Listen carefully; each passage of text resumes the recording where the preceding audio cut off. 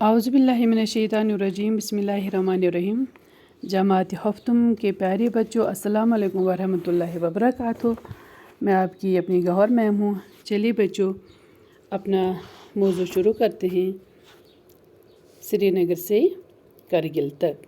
देखिए ये है, यहाँ पे एक तस्वीर बनाई गई है और लिखा है श्रीनगर से करगिल तक। चलिए मैं ये पढ़ूँगी, बुलंद ख़वानी भी करूँगी और साथ साथ आपको समझाऊँगी भी, ठीक है। द्रास में दर्जे हरारत सर्दियों के मौसम में -45 डिग्री तक गिर जाता है।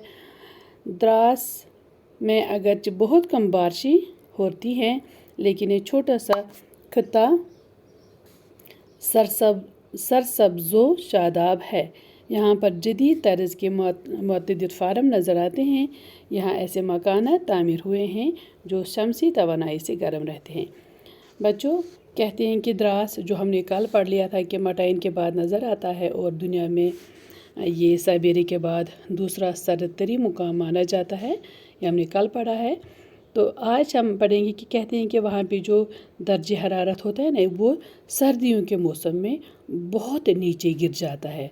वहाँ पे -45 डिग्री टेम्परेचर होता है सर्दियों के मौसम में, ठीक है। यानी कि वहाँ पे बहुत ही सर्दी होती है। और कहते हैं कि इस द्रास में बहुत कम बारिशें होती हैं, लेकिन ये छोटा सा प्यारा सा सरसब्ज़ो शादाब खित्ता है। यानी कि यहाँ पे हरियाली है, बहुत ही हरियाली है। अगरचे बारिशें कम भी होती है, लेकिन ये खित्ता फिर भी ग्रीन होता है, सरसब्ज़ होता है, शादाब होता है, लहकता होता है, महकता होता है, ठीक है। और कहते हैं कि यहाँ पे नए स्टाइल के जदीद तर्ज के, यानी कि नए मॉडर्न तौर तरीके पे यहाँ पे बहुत से फार्म बनाए गए हैं और यहाँ पे ऐसे मकानात तामीर हुए हैं जो शमसी तवानाई से गर्म रहते हैं। शमसी तवानाई बच्चों हम किसको कहते हैं? शमसी तवानाई हम बोलते हैं कि जब हम धूप से मतलब ताकत हासिल करते हैं, यानी कि वहाँ पे धूप से मतलब गर्मी हासिल की जाती है, तो ऐसे नए ढंग के मकानात बनाए जाते हैं, ठीक है। अच्छा, फिर कहते हैं कि द्रास से गुजरने के बाद नंगे पहाड़ों का लंबा सिलसिला शुरू होता है।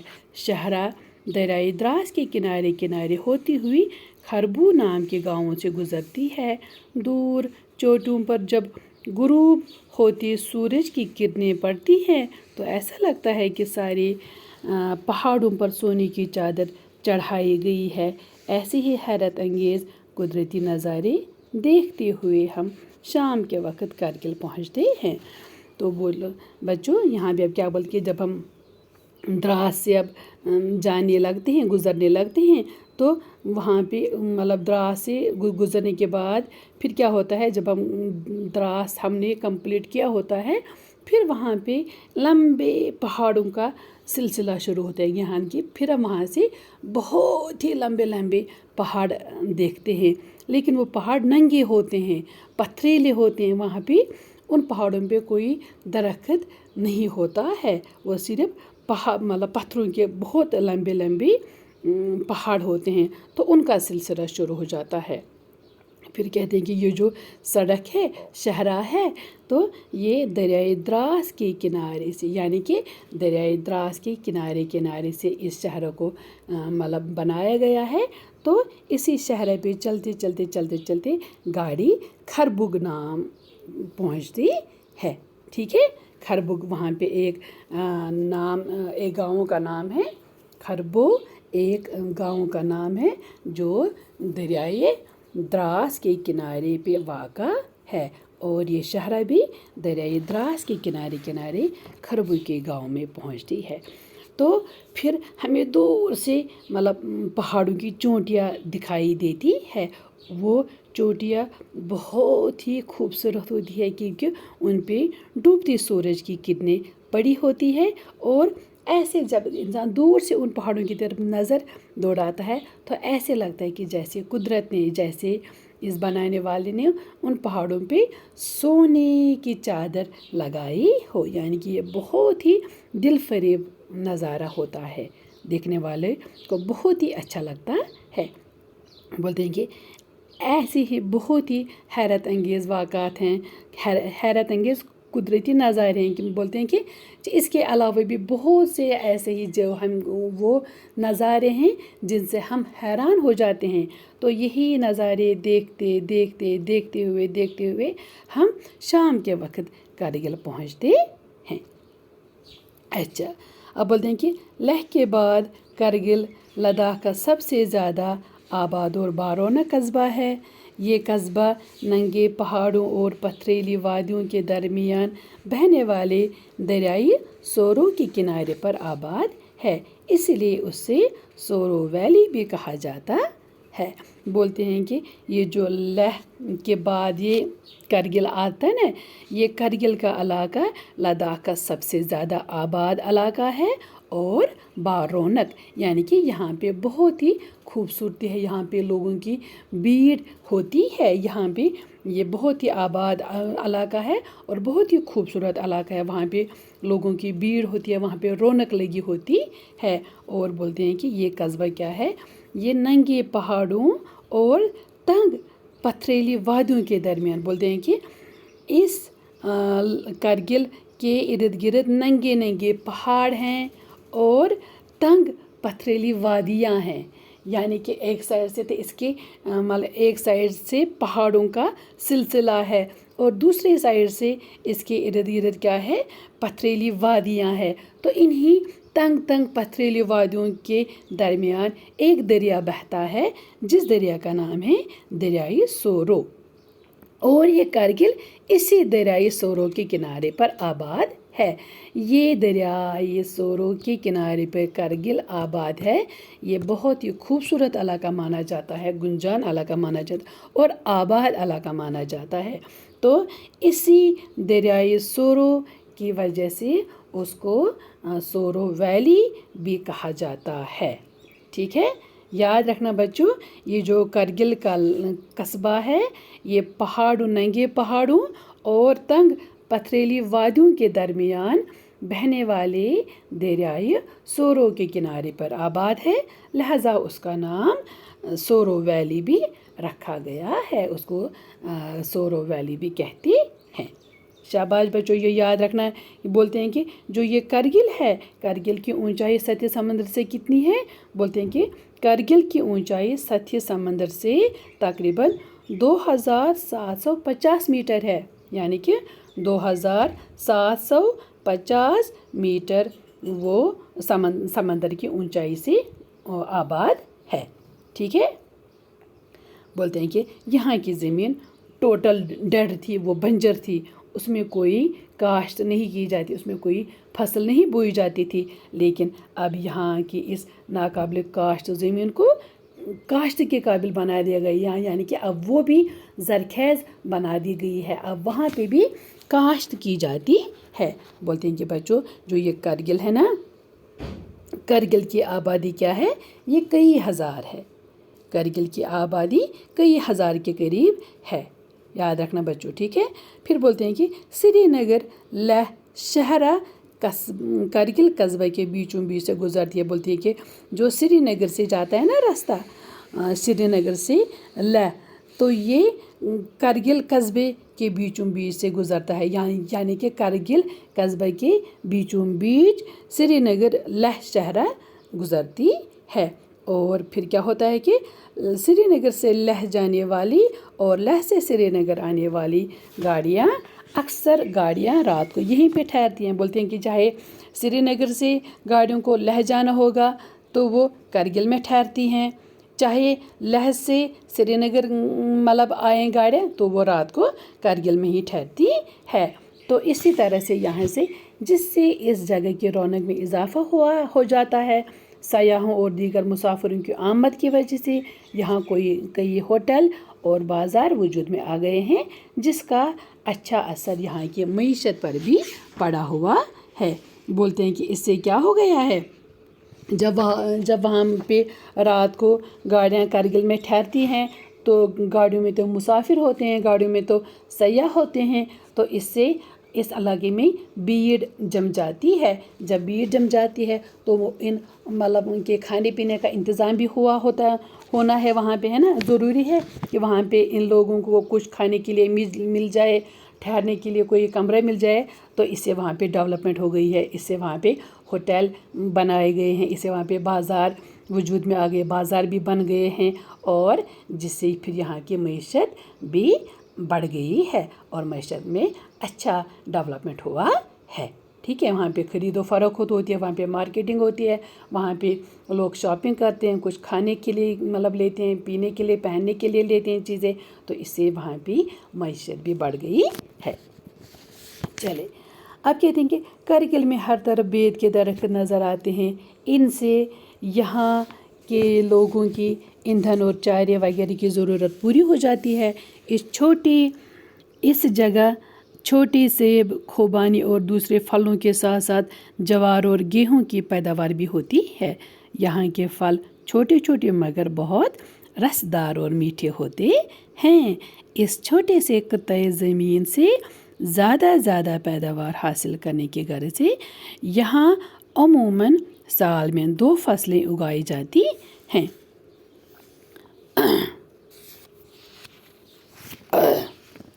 कहते हैं कि अच्छा उगाई जाती हैं। गो ये इलाका मुल्क से अलग थलग होने और जगराफियाई वजूहात की बिना पर तालीमी और माशी लिहाज से पसमानदा है, मगर अब जदीद तालीम की तरफ से ख़ास तवज्जो दी जाने लगी है। बोलते हैं कि जो ये कारगिल है, कारगिल में हमें बहुत ज़्यादा दरख्त नज़र आएंगे, लेकिन वो दरख्त हैं बेद के दरख्त हमें ज़्यादा नज़र आएंगे। तो इन बेद के दरख्तों से यहाँ के लोग क्या हासिल करते हैं, वो ईंधन बनाते हैं और चारा, मतलब ये मवेशियों के लिए चारा भी वहीं से हासिल करते हैं और ईंधन वगैरह बनाते हैं जो फिर इनको सर्दियों में काम आते हैं। बोलते हैं कि इस कारगिल में क्या होता है कि छोटे छोटे सेब पाए जाते हैं, खुबानियाँ जो बहुत ही मीठी होती हैं, खुबानियाँ पाई जाती हैं, और भी कुछ फल हैं जो वहाँ पे मतलब मिल जाते हैं। तो इन फलों के अलावा वहाँ पे कौन कौन सी फसल, वहाँ पे ज्वार की फसल भी उगती है और गेहूं की भी काश्त की जाती है। बोलते हैं कि इस जगह के मेवे अगरचे छोटे हैं लेकिन बहुत ही रसदार और मीठे होते हैं। इन्हें खाने के लिए इंसान मतलब बार बार खाने की ख्वाहिश करता है, तरसता है इनके खाने के लिए, बहुत ही अच्छा होता है। बोलते हैं कि इस छोटे से कतई ज़मीन से, तो ये एक छोटा सा कस्बा है, तो इस ज़मीन से ज़्यादा पैदावार हासिल करने के लिए यहाँ पे साल में 2 बार फसलें उगाई जाती है। ठीक है, आप कहते हैं कि अगरचे ये इलाका पूरे मुल्क से अलग थलग है और इसकी जो जगराफाई हालत है ना, वो जगराफाई वजूहात हैं, तो उसकी वजह से भी, एक तो मुल्क से कट ऑफ होने की वजह से और वहाँ पे सर्दी की वजह से ये तालीमी और माशी लिहाज से बहुत ही पीछे है, बहुत ही पसमानदा है। वहाँ पे तालीम भी ज़्यादा नहीं है और वहाँ की माशी हालत भी ज़्यादा ठीक नहीं है। मगर अब जदीद तालीम की तरफ ख़ास तवज्जो दी जा रही है। अब गवर्नमेंट ने, अब हुकूमत ने ऐसे इक़दाम उठाए हैं जिनसे इस इलाके में तालीम का भी चर्चा हो और इसकी मईशत भी बढ़ जाए। तो इसकी तरफ हुकूमत ने अब बहुत से अच्छे इक़दाम उठाए हैं। कहते हैं कि अब तो ज़्यादा से ज़्यादा बच्चे स्कूल जाते हैं। यहाँ बहुत से तालीमी इदारे मौजूद हैं जिनमें प्राइमरी और middle school, higher secondary school और डिग्री कॉलेज शामिल हैं। कई स्कूल खालिस लड़कियों के लिए हैं। बोलते हैं कि अब तो मतलब क्या है, अब तो ज़्यादा से ज़्यादा बच्चे स्कूल जाने लगे हैं। अब पेरेंट्स कॉन्शियस हो गए, पेरेंट्स में तालीम की अहमियत वो तालीम की अहमियत का एहसास हो चुका है। अब सारे माँ बाप बच्चों को स्कूल भेजते हैं और अब यहाँ पे कई तालीमी इदारे मौजूद हैं जिनमें मिडिल स्कूल हैं, प्राइमरी स्कूल हैं, मिडिल स्कूल हैं और हायर सेकेंडरीज भी हैं और कॉलेजेस, डिग्री कॉलेजेस भी हैं और कुछ स्कूल तो सिर्फ लड़कियों के लिए भी बनाए गए हैं। اگرچہ لداخ کی شرح خواندگی بہت کم ہے مگر تعلیم کی طرف رغبت کی وجہ سے اس شرح میں اضافہ ہو رہا ہے۔ کہتے ہیں کہ اگر لداخ میں تعلیم کی پرسنٹیج بہت ہی کم ہے، لو ہے، لیکن اب حکومت نے وہاں پہ تعلیم کے پھیلاؤ کے لیے بہت سے اقدامات کیے ہیں تو اس پرسنٹیج میں بھی اب اضافہ ہونے لگا ہے۔ ابھی اس کی پرسنٹیج بھی بڑھ رہی ہے، شرح خواندگی میں بھی اب اضافہ ہونے لگا ہے۔ بولتے ہیں کہ آج ملک کے دوسرے حصوں کی طرح کرگل میں بھی مردوں کے ساتھ ساتھ عورتوں کی کثیر تعداد مختلف سرکاری دفاتر، ہسپتالوں اور تعلیمی اداروں میں کام کر رہی ہیں۔ سرکاری تعلیمی اداروں کے علاوہ کرگل میں بہت سے نجی اسکول بھی کام کر رہے ہیں۔ بولتے ہیں کہ جس طرح سے ملک کے باقی حصوں میں، ملک کے باقی سٹیٹس میں مرد عورتیں کام کرتی ہیں، بہت سے ان کی بہت زیادہ تعداد، یعنی کہ کثیر تعداد، بہت تعداد کام کرتی ہیں، تو اسی طرح سے اب کرگل میں بھی کیا ہوا ہے کہ مردوں کے ساتھ ساتھ عورتیں بھی اب کام کرنے کے لیے نکلی ہے۔ وہ بھی مختلف سرکاری دفتروں میں ہسپتالوں میں کام کرتی ہیں، تعلیمی اداروں میں، اسکولوں میں کام کرتی ہیں، ٹھیک ہے۔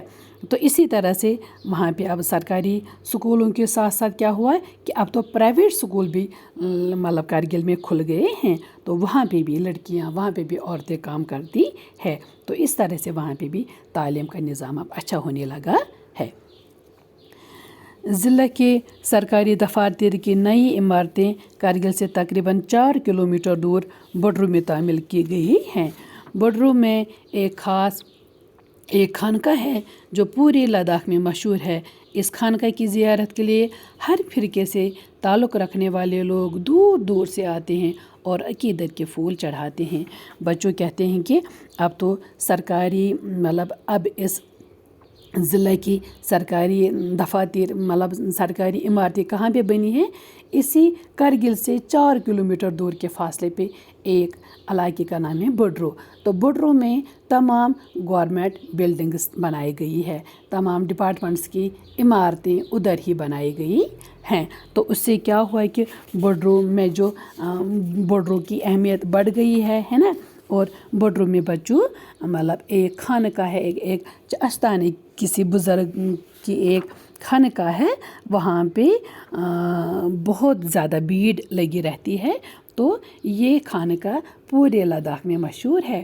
اس خانقاہ کی وجہ سے پورے لداخ کے لوگ بڈرو کے علاقے میں پہنچ جاتے ہیں، چاہے بودھ ہو، چاہے مسلمان ہو، چاہے ہندو ہو، چاہے کوئی بھی ہو، جتنے بھی فرقے وہاں پہ رہتے ہیں، تو سارے فرقوں کے لوگ بلا کسی مذہبی یہ امتیاز کے بغیر وہاں پہ سارے لوگ آتے ہیں اور اپنی اپنی طرف سے جو کچھ ان کو وہاں پہ پیش کرنا ہوتا ہے وہ کرتے ہیں، نظر و نیاز بھی ادا کرتے ہیں اور اپنی دلی تمنا بھی وہاں پہ وہ پوری کرتے ہیں۔ وہ جس مقصد سے آتے ہیں وہ ان کو وہاں پہ حاصل ہوتا ہے اور وہاں پہ وہ عقیدت کے پھول چڑھاتے ہیں۔ تو اس سے یہاں پہ ہمیں یہ بات بھی پتہ چلے کہ لداخ میں لوگ کتنے بھائی چارے سے رہتے ہیں، وہاں پہ یہ مذہب کا بھید بھاؤ نہیں ہے، یہ اس مذہب سے تعلق رکھتا ہے، یہ اس مذہب سے تعلق رکھتا ہے، لیکن وہاں پہ وہ ہمیں نہیں دیکھتا۔ وہاں پہ اس سے ہمیں یہی پتہ چلتا ہے کہ وہاں پہ لوگ کسی بھی مذہب سے تعلق رکھتے ہوں لیکن وہ آپس میں بھائیوں کی طرح رہتے ہیں، بھائی چارے سے رہتے ہیں۔ تو بچوں، آج کا سبق اتنا ہی، کل پھر آپ کی خدمت میں حاضر ہو جائیں گے، تو جب تک کے لیے مجھے اجازت دیجیے، اللہ حافظ۔